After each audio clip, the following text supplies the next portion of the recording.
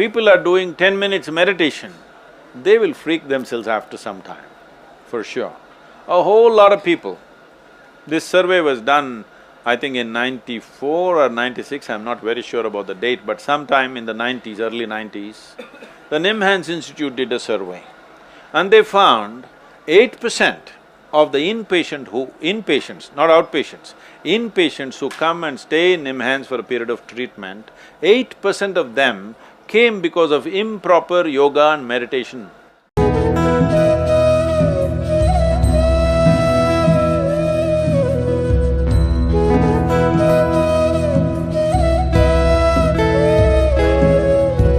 But for normal people, so what is the best way to meditate?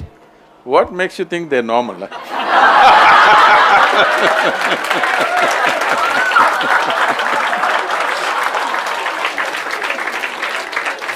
For everyone who is not playing for BFC, what do you think is the best way to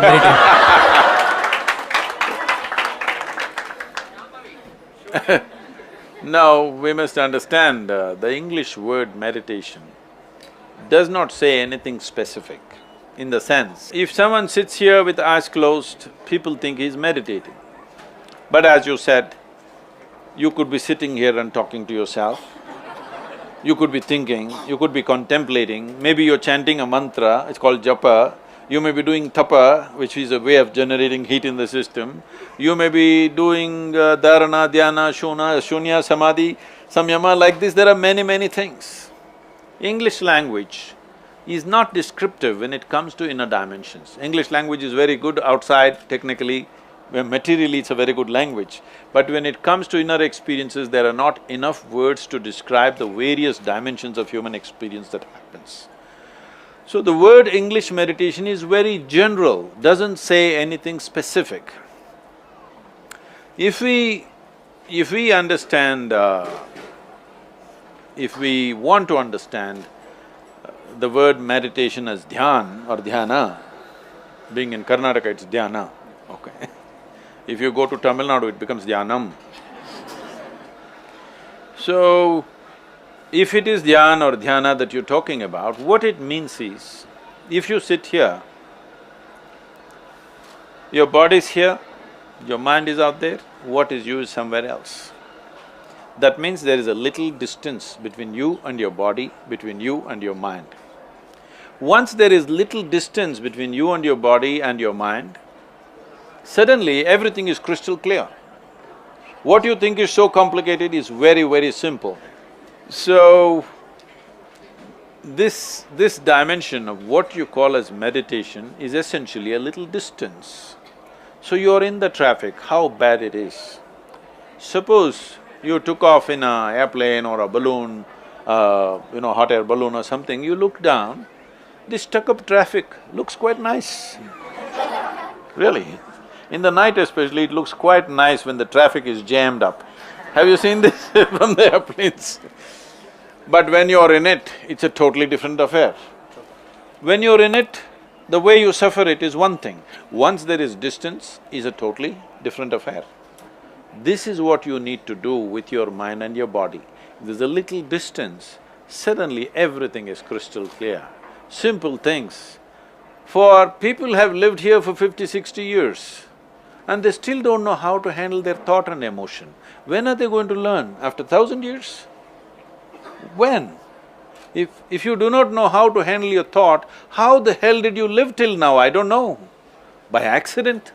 When you live by accident, anxiety is normal. How else can it be?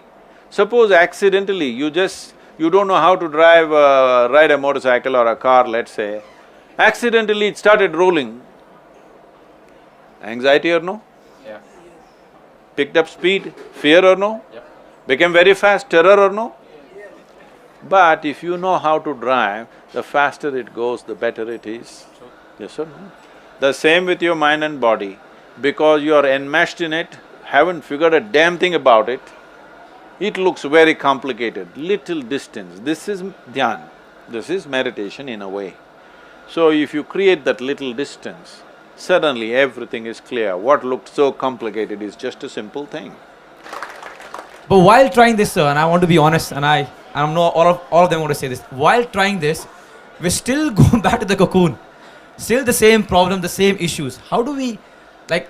See, that is because you think meditation is some kind of an act. It is not an act. It is a consequence.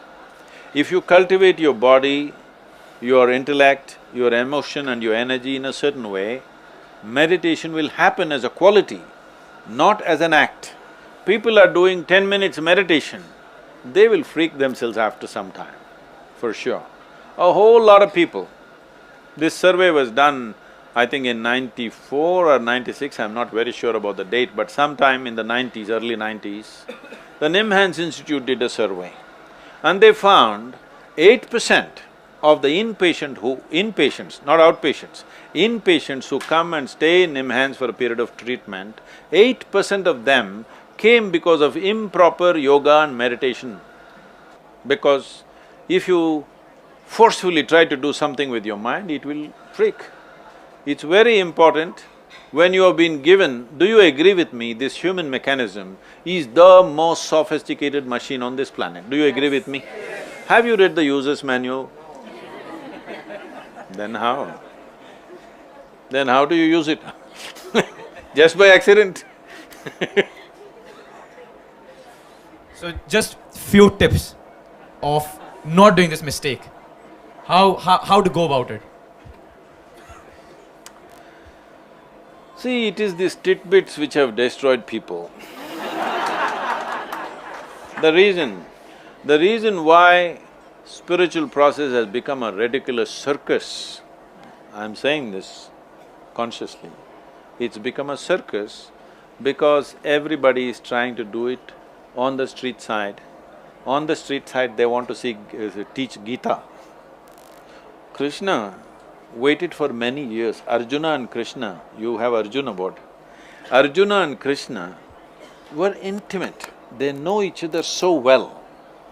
But Krishna waited till the last moment where there's an extreme situation where Arjuna's mind is being crushed. He waits for that moment to give the teaching. But all kinds of idiots are reading it on the street corner without creating any situation. Nobody knows what the hell it is, simply words and words and words. As you said, when you listen to it, suddenly you find you have to shut down everything and listen because as simple as it is, you don't get it.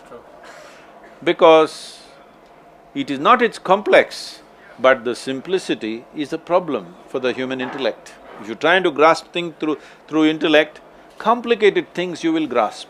Simplest things, people around me are always freaked because I'm telling them the simplest thing, but they're thinking through many things. Most simple things, because it is very simple. Birth is not your doing, death is not your doing, it happens, both of them happen. In between you just have to be… Just have to be bindas. That's all. You don't have to give birth to yourself, nor do you have to kill yourself, both will happen naturally. What are you doing here? Everything is happening, you don't have to spin the planet and make it day and night, you don't have to do this and that, everything is happening. For you to be just here, be in tune with everything and receive the bounty of life, such a big mess, because they are looking at everything intellectually. When I say intellectually, the nature of your intellect is such. If I ask you a question, do you want a sharp intellect or a dull intellect? You must choose, I'm going to bless you right now. So essentially, you want a sharp intellect, that means it's a cutting instrument. It's like a knife. The sharper, the better. You don't want a blunt knife, you want a sharp knife. Now, this is the only instrument you have in your life. For everything you use a knife. If you want to stitch your clothes, you use a knife. Where's that girl gone? I think she used a knife on her pants.